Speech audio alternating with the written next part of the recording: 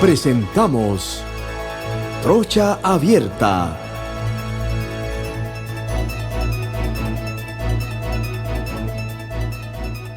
Decirle "is a la vida" es dejar que el mundo te sorprenda.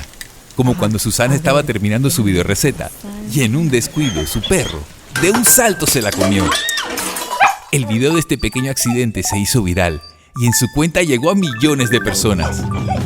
Cuando lo ves así, aprendes a reírte y disfrutar cada momento con la seguridad de decirle "is a la vida". Internacional de Seguros, regulado y supervisado por la Superintendencia de Seguros y Reaseguros de Panamá. Bienvenidos a todos los que me están sintonizando a través de KW Continente a nivel nacional, de punta a punta de la geografía de Panamá, y también en el exterior. Estamos cubriendo todo el mundo completamente a través de las redes sociales de KW Continente y de Trocha Abierta.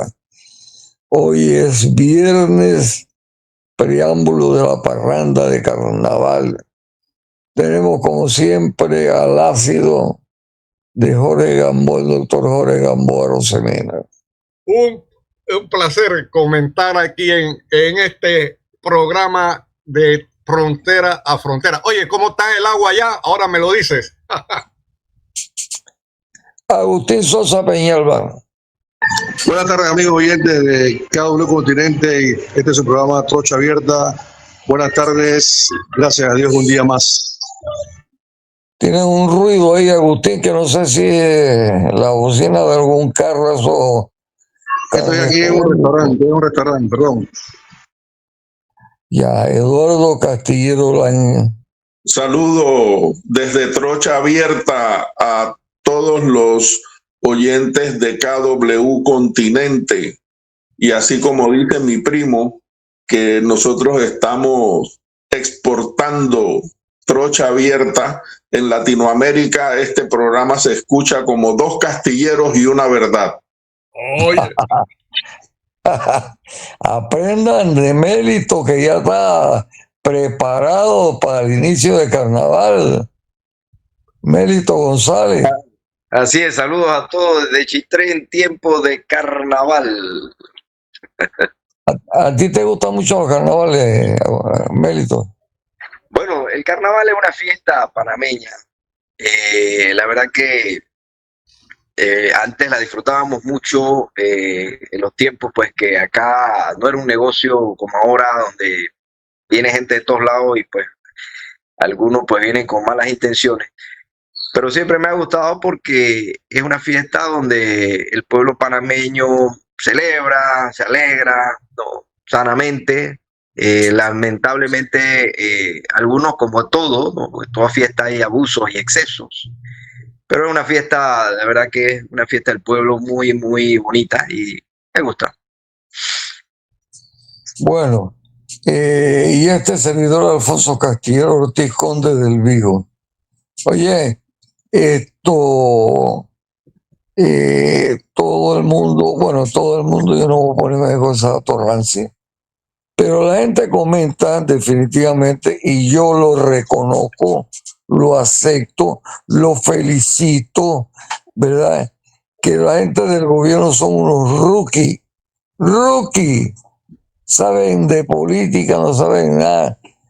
Oye, Martinelli les ha metido un gol de media cancha, y bueno, yo creo que eso estaba dentro de la jugada, como lo han hecho otros. Yo no voy a criticar esa vaina. Lo cierto es que la gente que está en contra de Martinelli, lo que ya que querían ver era que a Martinelli lo fueran a arrestar, meterlo a hacer el show de meterlo en el Renacer, etcétera, etcétera, y se quedaron con el bozo dentro del pozo. Esa es la realidad. Y como yo no tengo nada en contra de Martinelli, ni en contra de ninguno, pues yo lo felicito por ser tan audaz, tan creativo.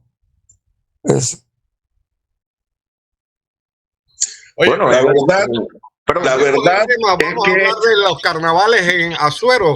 Dice que están en agua. Ahora, Jorge, pero complementando lo que dice Alfonso, Lo cierto es que el licenciado Martinelli está midiendo la poca efectividad que en 4 años y 6 meses este gobierno ha demostrado. No saben si freír un huevo o comerse un raspado. Es así, es así. Totalmente Sí, de acuerdo. Ya me metieron ustedes en el tema que no quería. Totalmente de acuerdo, porque ahora es que el PRD ha degradado de la época en que tenía hombres ilustrados y con suficiente neurona para planificar, ha quedado en minusválidos mentales. Entonces, ¿qué puede producir gente que tiene media neurona de cerebro? Falla y falla y falla. Bueno, es una opción que tenía una salida y pues porque se debe de fijar el edicto, desfijar. Las notificaciones, para que el oyente esté claro, las notificaciones de cualquier resolución que no se haga en un acto de audiencia, que es de manera inmediata, por ejemplo, o que se haga, en este caso, una resolución que tiene que ser notificada, se hace por medio de un edicto. Hay algunas que son personalmente, que la persona tiene que ir, presentarse y firmar. Este tipo de resoluciones se hacen por edicto. Se debe de fijar hoy el edicto, ¿verdad? En condiciones normales. Para mi parecer y entender, no debía nunca operar una detención inmediata, no por el efecto de que no estuviesen firmes, sino que lo que procedía era enviar el expediente, a mi criterio, enviar el expediente de vuelta al tribunal al tribunal superior, el tribunal superior a su vez enviarlo al juez de la causa original, y el juez de la causa entonces remitirlo a cumplimiento. El juez de cumplimiento entonces es que, en base al sistema actual penal acusatorio, es que debía ordenar en todo caso la detención. Pero bueno, había todo esto de que el día de hoy, una vez de fijado el edicto, lo iban a detener, todo lo demás. Y en ese caso... Melito, una pregunta. ¿Cómo queda lo de los 75 años y los reos? Ok, sí, hay una disposición que establece que después de cierta edad se tiene que tener algún tipo de consideraciones.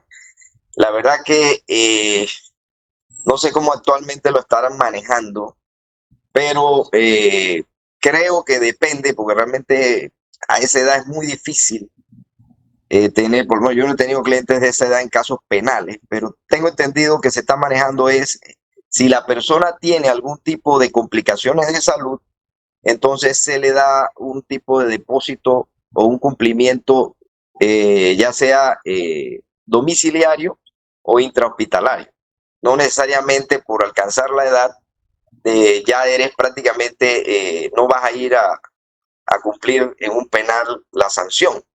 Tengo entendido que es así, pero de todas maneras te miento si estoy al 100%, déjame de todas maneras consultar y la otra semana te daré cómo se está la respuesta, cómo se está manejando actualmente. Sí, sería interesante porque no sabemos con estos nuevos códigos hasta dónde llegan las limitantes que antes había para algunos.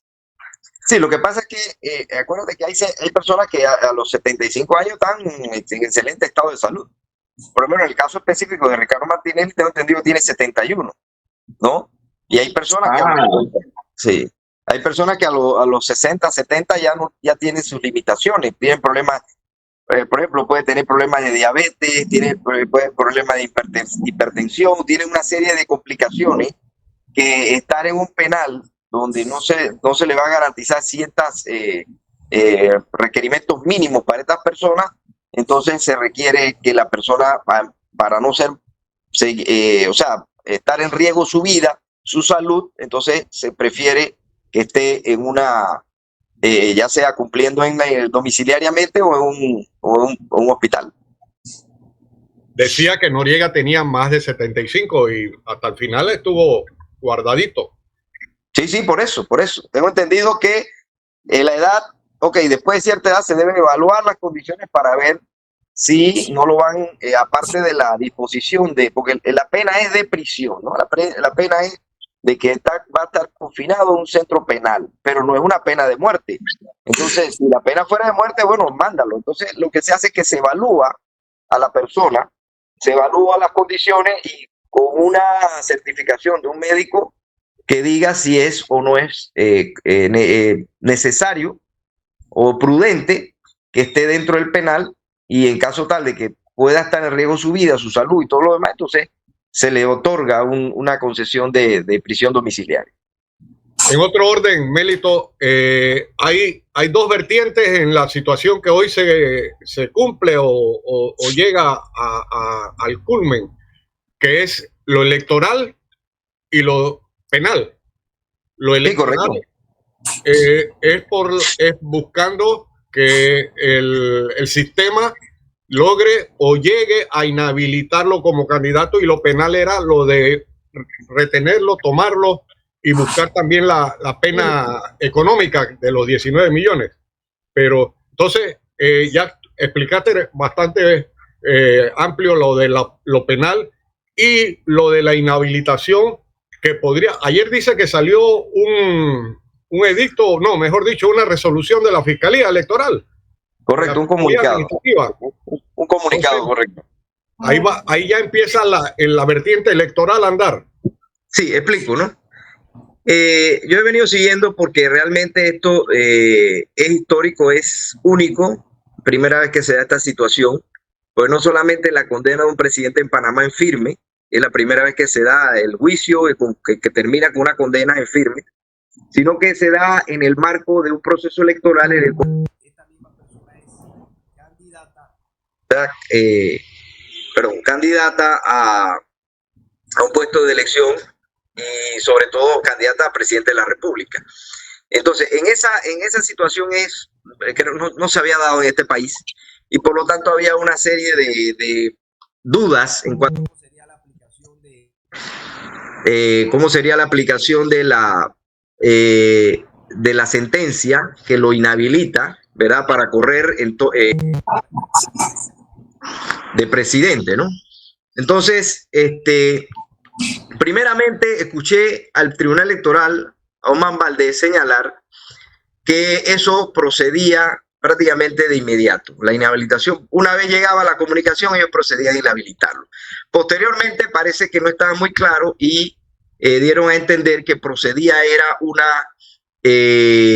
un proceso sumario en el cual el fiscal tenía que solicitarle al juez, ¿verdad?, de la causa, que levantara o inhabilitara al presidente, al candidato a presidente, y a su vez cabía un recurso de apelación al Tribunal Electoral, conformado por los 3 magistrados. Recuerde que está la Fiscalía Electoral, están los jueces electorales y están los magistrados del Tribunal Electoral. Entonces la doble instancia tenía en teoría que cumplirse. Finalmente, la Fiscalía Electoral señaló lo siguiente en ese comunicado: nosotros aquí no tenemos nada que ver porque esto opera de pleno derecho.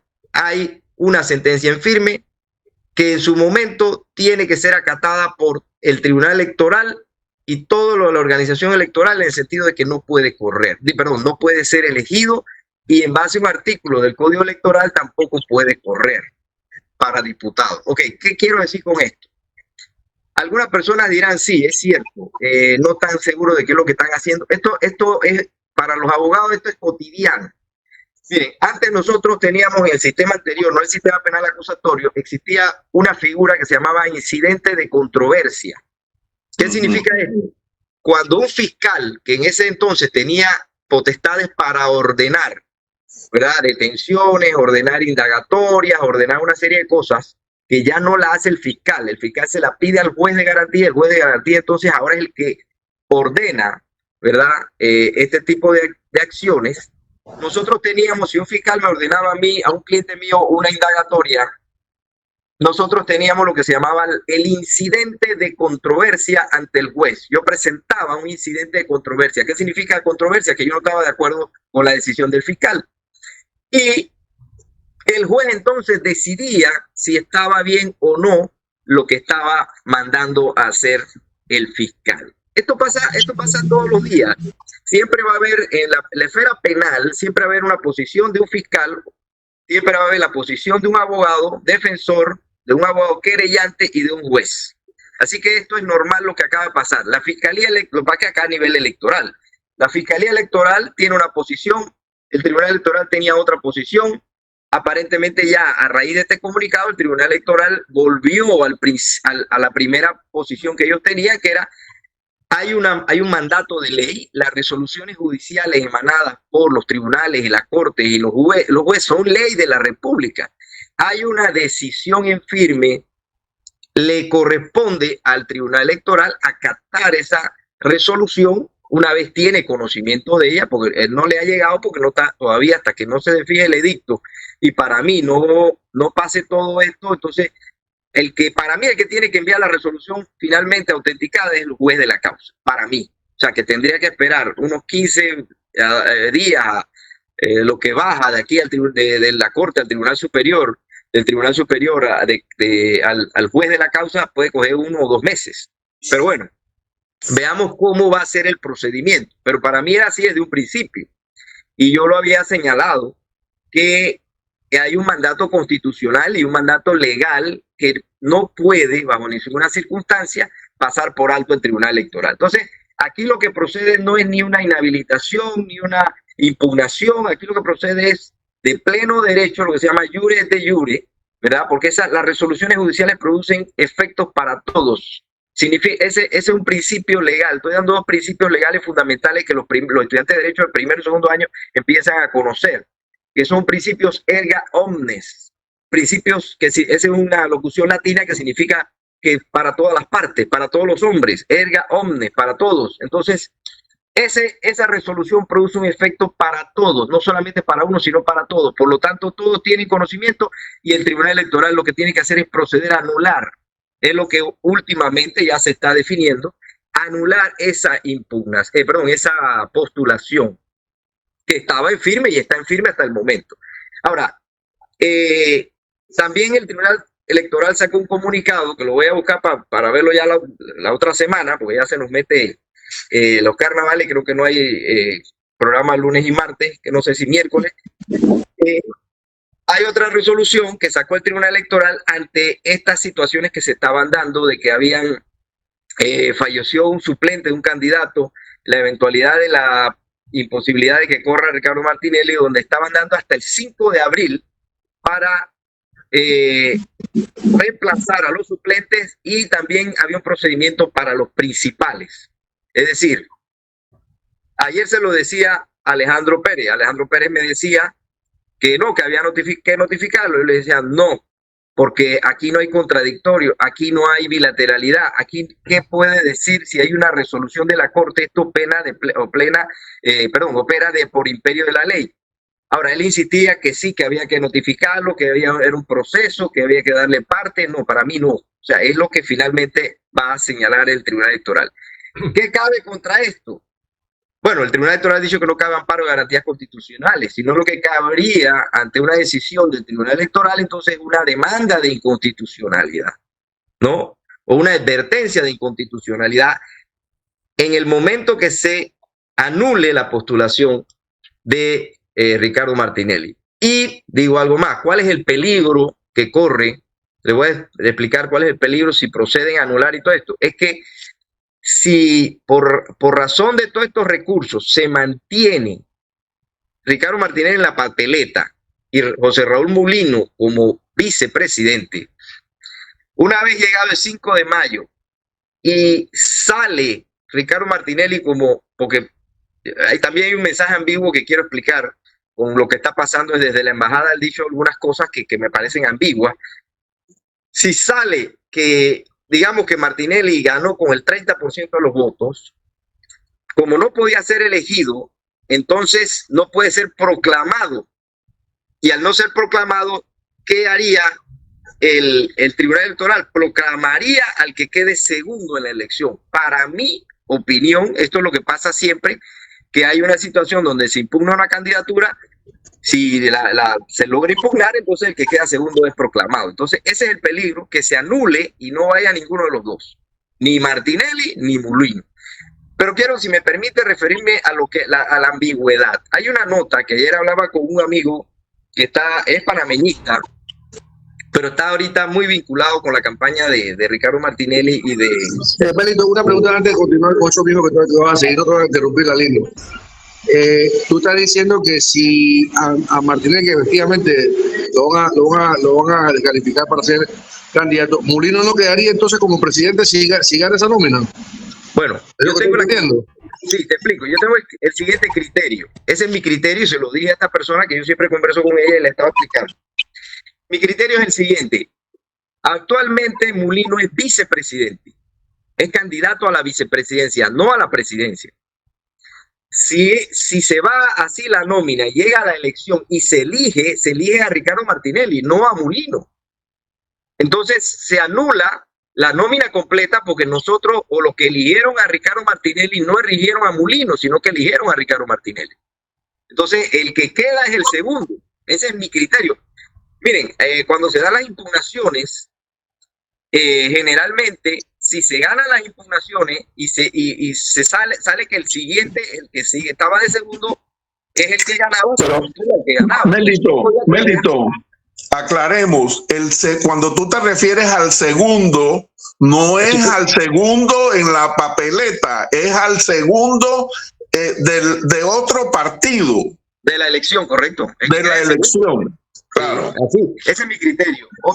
Pero yo pienso que, Melito, que por lógica existe un presidente, un vicepresidente, que si el primero no puede, el segundo tiene que hacer. Eso puede ser discutible ante una lucha. Pero Agustín, el tribunal electoral no puede trasladar el poder que tiene, valga la redundancia, en la carta que haga un candidato delegándole su... Lo que quiero decir es, no voy en contra de lo que está diciendo Melito, sino que eso él está pensando una manera, yo estoy pensando en otra, que al final, si él no queda como candidato, porque lo van a eliminar como candidato, entonces ¿para qué está el vicepresidente como candidato? O sea, decirlo, llevarlo a la segunda instancia, que sea Martín o sea Rómulo o lo que sea, no le veo sentido. No, pero déjame explicarte. El candidato a vicepresidente está para suplir la ausencia del presidente, pero una vez electo. No significa que el vicepresidente vas a pasar inmediatamente a ser presidente. Si no ves las funciones legales de cuál es la función del vicepresidente, es suplir al principal por algún tipo de ausencia, ya sea permanente o provisional o temporal. Es decir, si se enferma o si se muere, entonces entra el vicepresidente en funciones de presidente. Y sería en todo caso siempre un vicepresidente que pasa a ocupar el cargo de presidente. Por eso digo, este es mi criterio. Alguien puede decir el criterio, como dice Agustín. No. Si Martinelli el día de las elecciones llega porque interpuso una serie de recursos, se mantuvo la papeleta, ganó y después declarado oficialmente que no podía ser elegido ni no podía correr, él era el presidente, no el vicepresidente Molino. Nosotros elegimos un presidente y un vicepresidente que lo va a reemplazar una vez electo, no antes. Oye, pero también lleva otro punto. No solamente una vez electo, una vez tomado posesión. Ok, pero miren algo. Estos caballeros que están utilizando el código de Yolanda Pulice de Rodríguez no se van a correr el chance y van a tachar a Martinelli para que no aparezca. De esa manera, muerto el perro, se acabó la rabia. Sí, pero el tema ¿cuál es? Es un tema de un delito y si tú eliminas la nómina completa, ese es también mi criterio. no es lo que puede ser. Eso va a depender de lo que diga el tribunal. Pero eso, si tú eliminas la nómina como tal, tú estás diciendo que el Mulino también es un delincuente y eso no puede ser. Entonces ahí hay una interpretación. No, yo estoy Melito, Como lo explico nómina, bien. no, estoy hablando como nómina. Como nómina, Sí, tú no pero puedes como eliminar la nómina, nómina, tú lo que puedes el eliminar es al vicepresidente. candidato porque sigue, su suplente debe Agustín. correr, debería correr. No, Agustín, como nómina se quita el principal, pero no se puede elegir un vicepresidente, se elige un presidente y por lo tanto el vicepresidente tampoco va, ese es mi criterio. Y no se está diciendo que sea delincuente, sino que él era candidato a vicepresidente.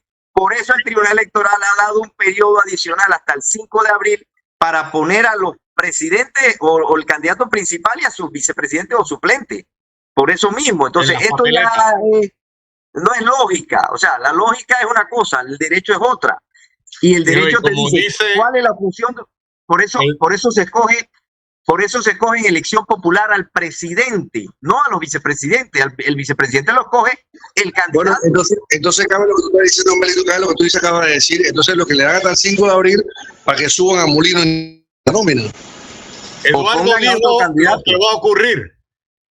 Los que están manipulando esto, porque hay manipulación, no van a nadar tanto para venir a morir a la orilla dejando que aparezca en la papeleta el señor Martinelli. Lo van a apartar, lo van a quitar, lo van a inhabilitar, como le quieran poner el verbo. Pero ese es un exabrupto, eso es un Pero es exabrupto. que el licenciado Mulino entregó la documentación para ser vicepresidente, no para ser presidente. Bueno, ya falta poco tiempo, no nos ahoguemos. A mí lo que me da risa, Estamos esbozando ideas acá, estamos esbozando ideas solamente, porque eso al final, el que va a definir todo, ya sea chueco o no chueco, derecho o no derecho, va a ser el Tribunal Electoral.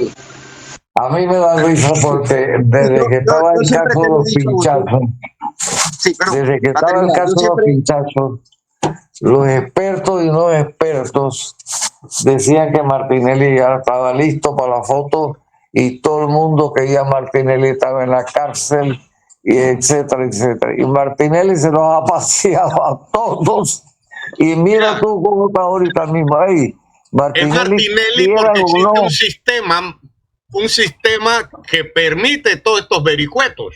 yo El no sé problema- si existe un sistema, pero es el sistema bajo el cual tú, yo, Mérito, Agustín y Eduardo estamos viviendo. Sí, Nos pero gusta o no nos guste, Yo si quiero nos arman un permisible. caso, como dicen, se lo armaron a Martinelli, ninguno de nosotros, o tal vez tú, porque tienes mucha plata, podría Yo quiero- pelear. Pero nosotros quedaríamos como cualquier hijo de vecina en la chirola. Sí, yo quiero aclararle a Agustín lo siguiente. Es cierto, esta es mi posición. Pero cuando uno esgrime una oposición como abogado, es porque tiene. Yo me gradué en la Facultad de Derecho de la Universidad de Panamá. Yo me baso en principios legales, procesales, constitucionales, y aquí lo he señalado.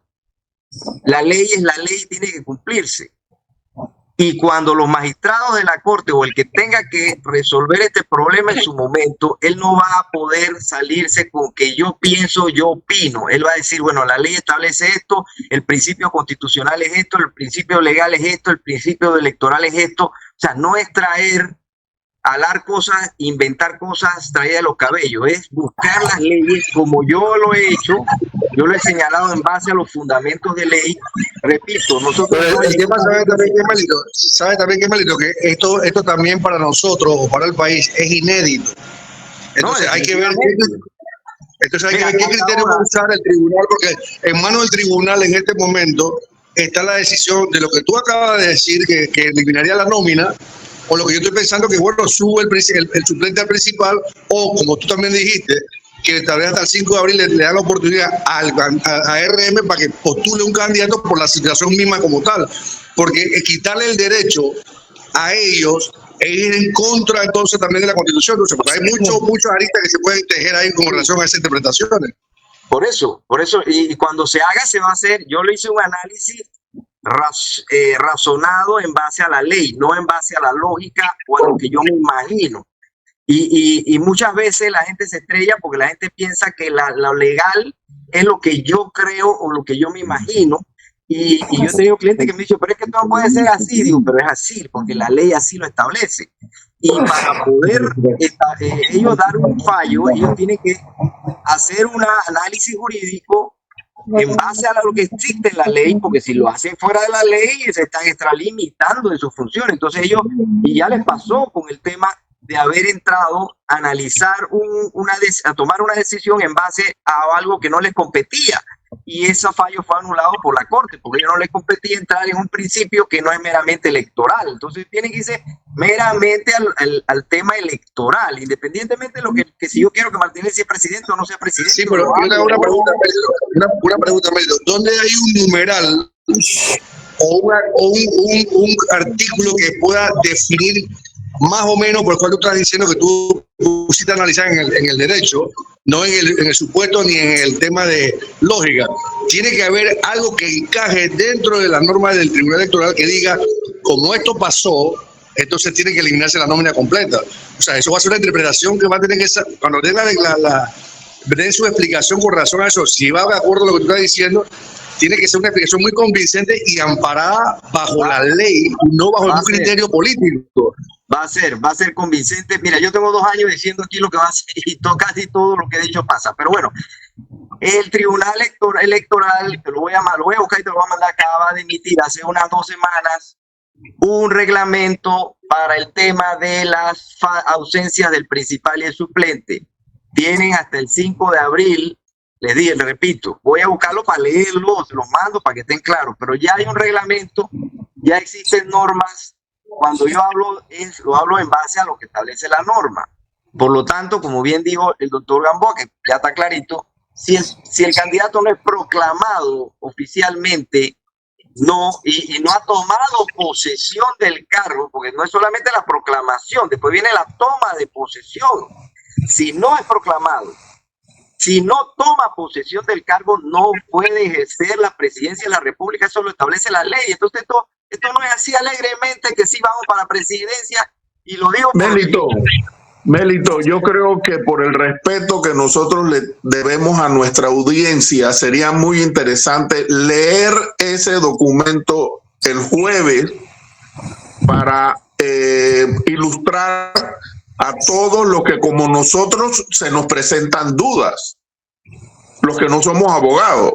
Ahora, habida cuenta de que 2 abogados, 3 interpretaciones, ¿no? No, sí, vamos a leerlo.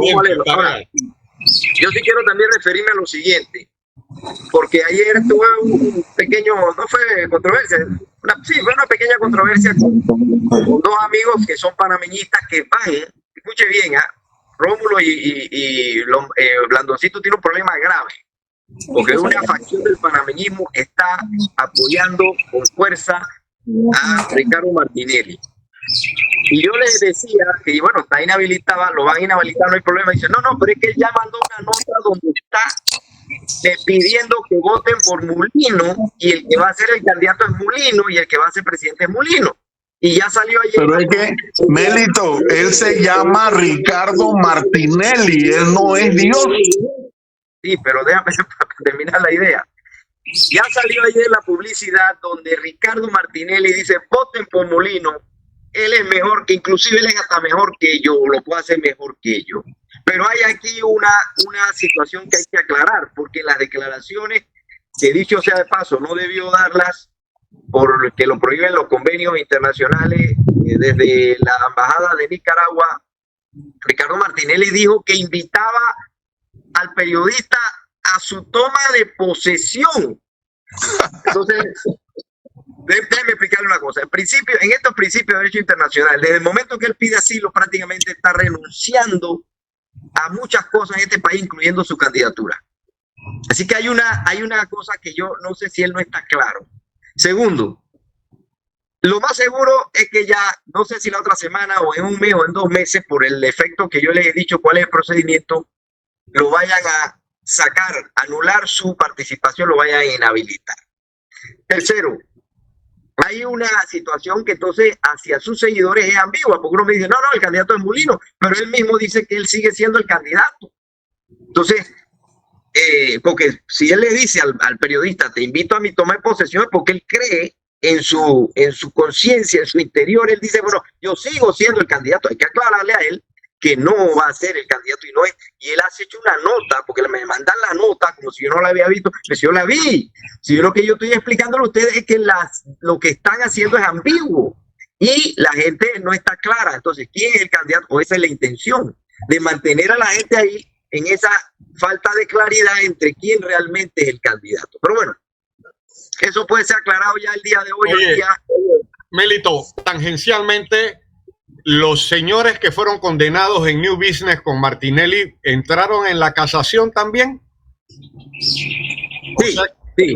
El fallo de la corte los recoge a todos. Exacto. Entonces, hoy se cumplen plazos términos a estos también. Tú sabes de quién me acordé. Me acordé de mi primo Erasmo Pinilla Castillero con aquella rejera que le dio a Martinelli en un discurso, y lo que le pasó a Martinelli con Fernando del Rincón, que no es precisamente el caramelito con el que él creyó se iba a entrevistar. Así es. Pero bueno, sí, volviendo al tema de... No, se me escapó, pero bueno, el punto es el siguiente. Como lo habíamos dicho, ¿no? Ya ahí lo que queda es aclarar que definitivamente de una u otra forma Martinelli no va a correr. No, ya a partir de ya la otra semana o 15 días, un mes, ya no va a ser candidato. Vamos a conseguir los distintas posiciones para darle lectura el jueves y aclararlo, lo que dijo la Fiscalía Electoral, lo que dijo después de eso el Tribunal Electoral, mandó otro comunicado donde dice que sí, que ellos iban a proceder, pero que no les había llegado la resolución y no le debe llegar todavía, porque hasta que la Corte no le fije el día de hoy, remita a los tribunales inferiores, es decir, el superior y el juzgado primario, no remita el expediente, ¿verdad? Debe, una vez llega, el que debe hacer la comunicación, a mi criterio, es el juez de la causa, enviarlo al Tribunal Electoral para que tenga conocimiento de que esa persona no puede ni por el Código Electoral ni por la Constitución correr a ningún cargo de elección popular. Melito, también asimismo, el tribunal dijo esta semana, creo que al principio de esta semana, habló de que había un acto administrativo, y en el comunicado de hoy que yo leí, o de ayer, decía que no existe, entonces necesita un acto administrativo, o sea, lo que decían los abogados de Martinelli, que eso tiene que presentar formalmente, un proceso de descargo y todo lo demás. Entonces ahora el Tribunal Electoral dijo que no se necesita eso a través del fiscal electoral. Entonces ahí te das cuenta que ellos mismos no están claros cómo es el movimiento, de cómo hacerlo. Porque si es cierto que ellos están amparados al 180 de la Constitución, donde Martinelli no puede ser, y estoy de acuerdo con eso, pero ellos mismos no están a tono, porque es difícil, no tanto que lo saquen de la contienda porque con efecto va a pasar, sino lo que tú estás diciendo, porque es difícil tomar una decisión como lo estaba hablando, porque tal vez no hay una normativa tan clara que establezca, así que van a tener que buscar interpretaciones dentro de la ley para poder determinar que realmente la nómina se tiene que ir completamente. Porque no hay nada escrito, porque yo he leído la ley electoral y no he visto algo como eso que me diga cuando pasa esto se va la nómina, pero no lo he visto así. Pero ya se sintonizaron, pero antes, lo que quería decir era que los recursos de casación ya están sintonizados todos, ya lo que viene en plena sintonía por el momento. Entonces, los recursos de casación se les dio 15 días a todos al unísono, por decirlo de esa manera, para presentar los recursos. Fue un solo plazo para todos. Eso fue atacado por los abogados Martinelli como en 3, 4 recursos, ¿no? Todos tenían que sustentar el recurso de casación en el mismo tiempo, todos llegaron en conjunto a la Corte y todos se resolvieron en una sola resolución. Todo esto se puede discutir y lo pueden discutir los abogados, y lo discutieron, lo debatieron, pero ya eso quedó prácticamente, todo está en firme. Así que a partir de hoy que se desfija, queda la sentencia en firme para todos los que pidieron la casación, que querían casar la sentencia. O sea, todos los que fueron condenados, que quisieron casar la sentencia, a partir del lunes, pues, pero como es feriado, ya digamos que el jueves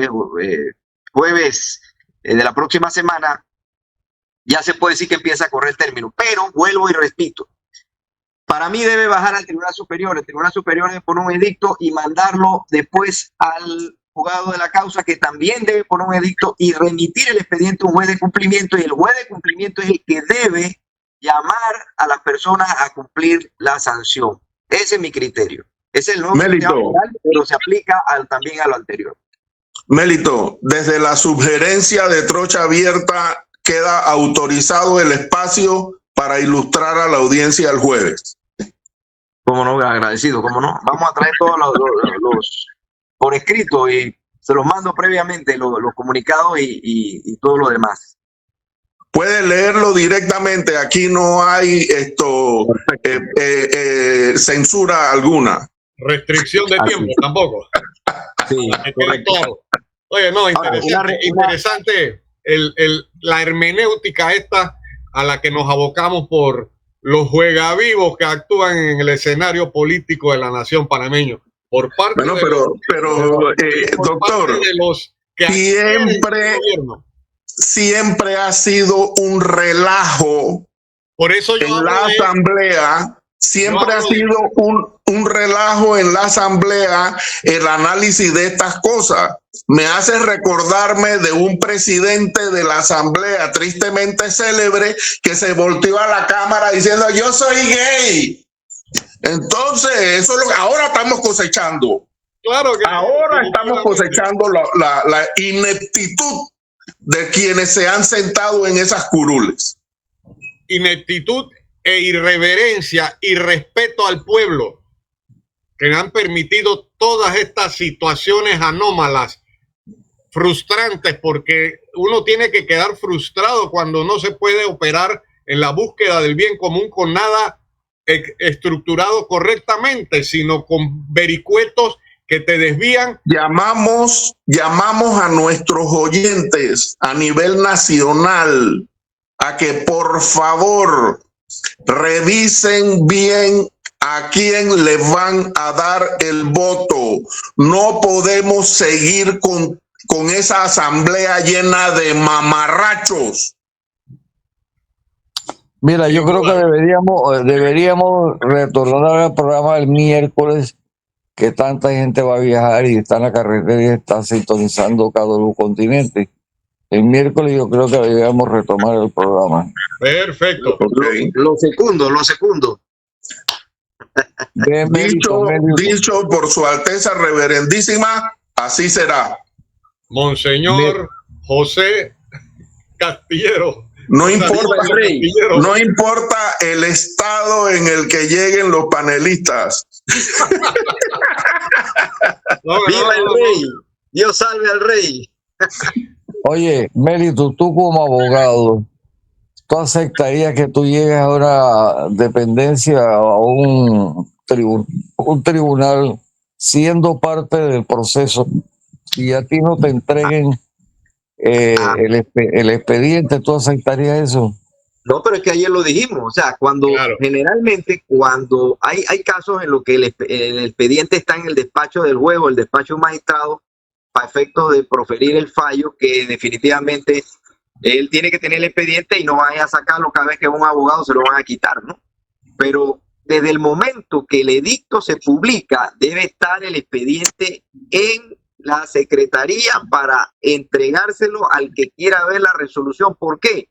Porque el edicto de notificación no tiene toda la decisión, solamente tiene la parte resolutiva, que es lo que se pone. Por eso un edicto es una hoja, solo tiene la parte resolutiva. Entonces, cuando a ti te dice, por ejemplo, te condenaron al cliente, lo primero que tú vas a hacer, digo, bueno, voy a ver qué fue lo que pasó, por qué lo condenaron, ¿verdad? Claro, si lo absolvieron, tú te vas feliz, no te preocupes, quédate con eso por allá, o es más, escóndelo, que no quiero verlo más, ya salimos, no ganamos.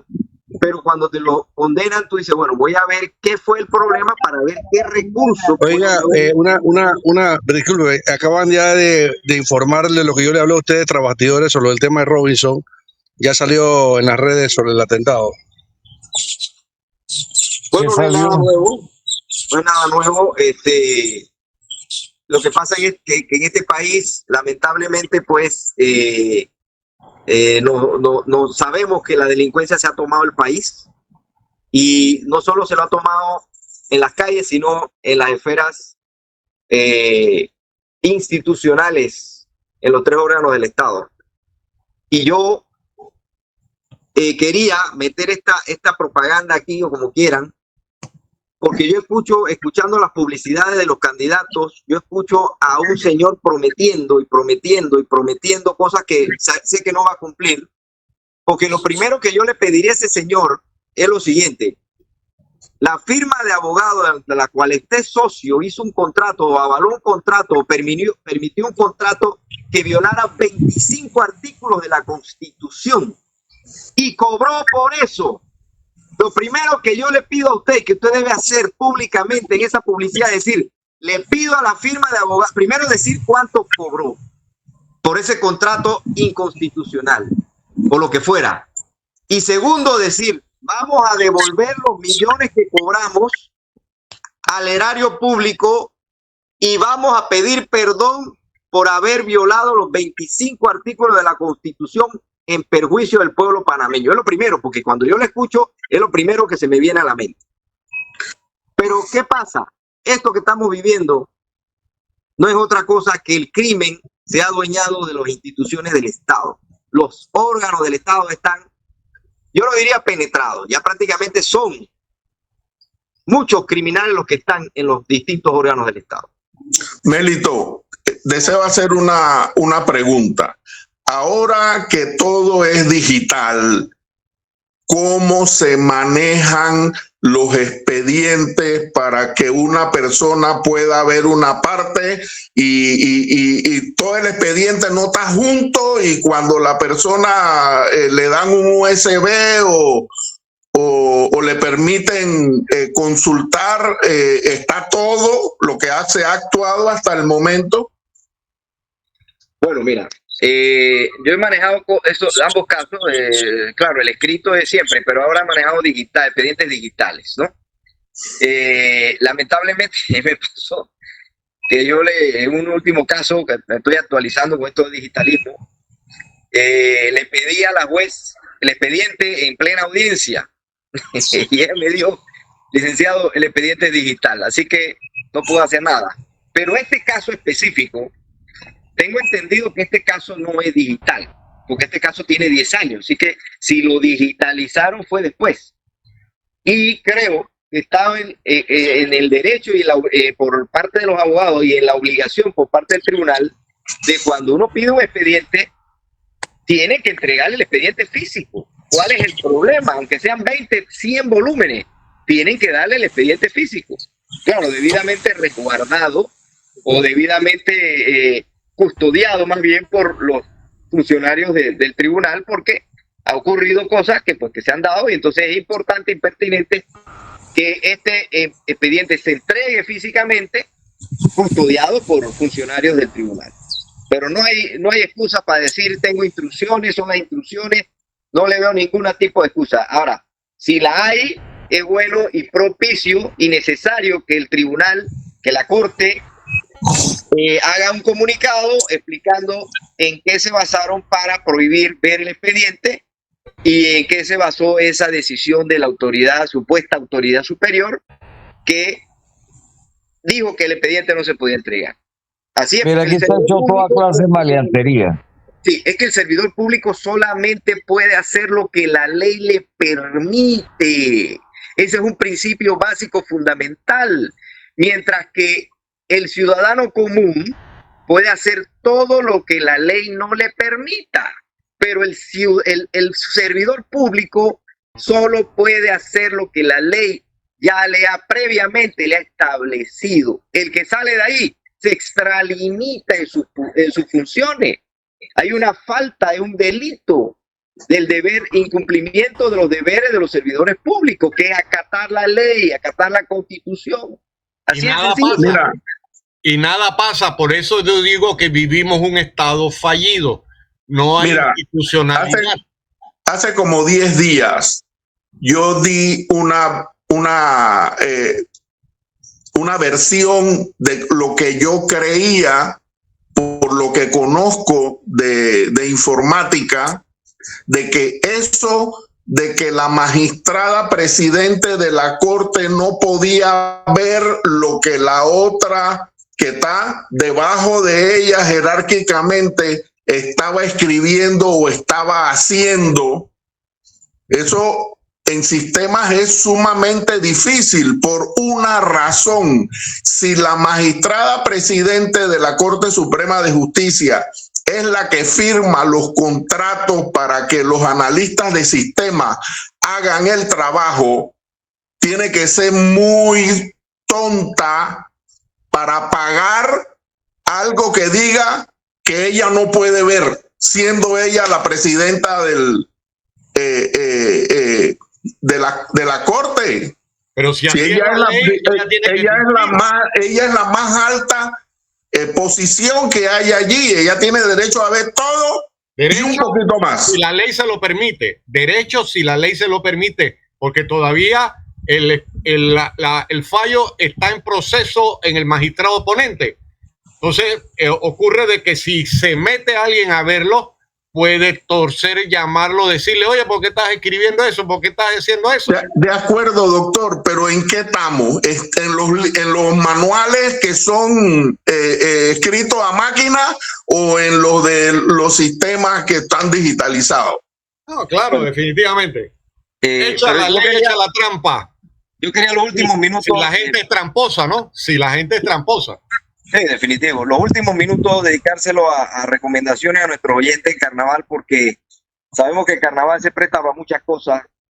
El carnaval se presta para el exceso de alcohol, el abuso de todo tipo de sustancias, todo tipo de actividades sexuales, orgía y todo lo demás. No, la gran mayoría no lo hace, o sea, pero quieren hacer ver de que todo el carnaval es eso. No. La gran mayoría trata y va a divertirse sanamente. Entonces, para los que se van a divertir sanamente, entonces debemos darle ciertas recomendaciones. Porque, miren, un amigo mío le pasó una cosa increíble hace casi 10 años atrás, de que estaba muy tranquilo en el Parque Unión, inclusive no se había tomado un trago, ni una cerveza, y se formó una pelea, ¿no? Ya ustedes saben cómo son este tipo de cosas en el Parque Unión. Y para colmo de males, le cayeron y lo dejaron en coma por 3 meses. Le cayeron, él no tenía nada que ver y en forma de la pelea, él no sabe qué pasó y quedó en coma por 3 meses. Entonces usted debe evitar, primero los niños menores de 6, 7 años no deben ir a este tipo de actividades, como el Parque Unión, como en los parques con mucha actividad. Hay lugares como Q, como Parita, como Pedací, que son lugares donde se da pues esta actividad con menos gente, supuestamente menos problemas, porque a veces hay problemas en todos lados, hasta a veces la misma tuna forman la trifulca, pero se pueden ir, puede desde un margen ver todo, pero en estos no metan y el que vaya con mucho cuidado, evite los problemas, mucha tolerancia, porque usted no sabe cómo se va a encontrar. Melito, para agregar a lo que estás diciendo, esta mañana a las 6 de la mañana escuché una transmisión desde el Parque de las Tablas notificando que no había agua. No hay agua. Así es que si usted quiere pasar unos carnavales sin andar hediondo a rayo, lleve su agua. Los moradores de Guaraní cerraron la vía y acusaron al IDAN de que no había agua porque los carros cisternas pagados para suplir a las comunidades estaban llenando sus camiones y se iban a repartir el agua porque es pagado por el IDAN y dejaban al pueblo de Guaraní sin agua. Imagínese usted cómo anda este gobernito bonito. Ya lamentablemente tenemos que irnos del programa. Tema para el miércoles también. Hasta el miércoles exactamente, en compañía de Mérito González, Jorge Gamboa Rosemena, Eduardo Castillero Dángel, Agustín Sosa, que prendió la cámara para que todos sus seguidores lo vean, ¿ves? Y este servidor Alfonso Castillero Ortiz, Conde del Vigo. Nos veremos mañana, nos veremos el miércoles si la voluntad de Dios así lo quiere. Amén. Decirle is a la vida es dejar que el mundo te sorprenda. Como cuando Carlos iba a la montaña con su grupo de amigos y se le flateó la llanta. y mientras esperaban la ayuda, encontraron una cascada escondida que hoy es uno de sus destinos favoritos. En los imprevistos también puedes encontrar cosas maravillosas que te cambian y motivan a seguir diciéndole IS a la vida. Internacional de Seguros. Regulado y supervisado por la Superintendencia de Seguros y Reaseguros de Panamá.